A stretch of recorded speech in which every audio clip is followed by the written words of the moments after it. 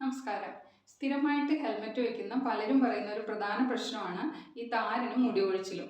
മുടി കൊഴിയുമെന്ന് പറഞ്ഞ് നമുക്ക് ഹെൽമെറ്റ് ഒഴിവാക്കാനൊന്നും പറ്റത്തില്ലല്ലോ. കാരണം മുടിയുടെ സംരക്ഷണത്തെക്കാളും പ്രധാനമാണല്ലോ തലയുടെ സംരക്ഷണം. അതുകൊണ്ട് തന്നെ ഇത്തരത്തിൽ സ്ഥിരമായിട്ട് ഹെൽമെറ്റ് ഉപയോഗിക്കുന്നവർ കുറച്ച് കാര്യങ്ങളൊക്കെ ശ്രദ്ധിക്കുകയാണെങ്കിൽ ഇതുപോലെയുള്ള മുടി കൊഴിച്ചിലൊക്കെ ഒഴിവാക്കാം. ഈ ഹെൽമെറ്റ് വയ്ക്കുമ്പോൾ തല നന്നായിട്ട് വിയർക്കാനുള്ള സാധ്യതയുണ്ട്. അതിനാൽ ദിവസവും തല നല്ല വൃത്തിയായിട്ട് ക്ലീനായിട്ട് കഴുകി വെക്കാനായിട്ട് ശ്രമിക്കുക.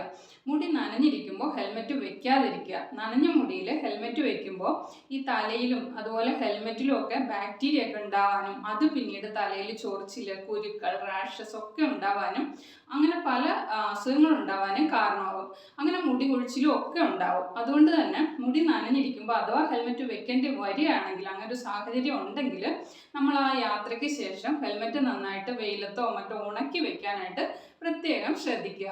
ഇനി ഹെൽമെറ്റ് ധരിക്കുന്നതിന് മുമ്പ് ഒരു ടവൽ തലയിൽ കെട്ടുന്നത് നല്ലതാണ്. ഇത് മുടിയുടെ ഡാമേജ് ഒക്കെ ഇല്ലാണ്ടാക്കും. അതുപോലെ തന്നെ തലയിലെ വിയർപ്പും വലിച്ചെടുക്കും. സ്ത്രീകൾ ഹെൽമെറ്റ് ഉപയോഗിക്കുമ്പോൾ മാക്സിമം മുടി കെട്ടി വെക്കുകയോ അല്ലെങ്കിൽ പിന്നിടാനോ ഒക്കെ ശ്രദ്ധിക്കുക. അല്ലെങ്കിൽ ഈ മുടിയൊക്കെ ഇങ്ങനെ കാറ്റി പറന്ന് മുടി കെട്ടുകൂടാനും അതുവഴി ഡാമേജ് ഉണ്ടാവാനുള്ള സാധ്യതയുണ്ട്. ഹെൽമെറ്റ് എപ്പോഴും വൃത്തിയായിട്ട് വെക്കാനായിട്ട് ശ്രദ്ധിക്കുക. ഇടയ്ക്കൊക്കെ സാനിറ്റൈസ് ഒക്കെ ചെയ്യുക. അല്ലെങ്കിൽ ഈ മുടിയിലെ എണ്ണമയവും വിയർപ്പും ഒക്കെ ഹെൽമെറ്റിൽ ബാക്ടീരിയ പെരുകുന്നതിന് കാരണമാവുകയും മുടി കൊഴിച്ചിൽ ഉണ്ടാവുകയും ചെയ്യും. ഹെൽമെറ്റ് മാറി ഉപയോഗിക്കാതിരിക്കാനും ശ്രദ്ധിക്കുക. മറ്റൊരാളുടെ ഹെൽമെറ്റ് ഉപയോഗിക്കാതിരിക്കുക.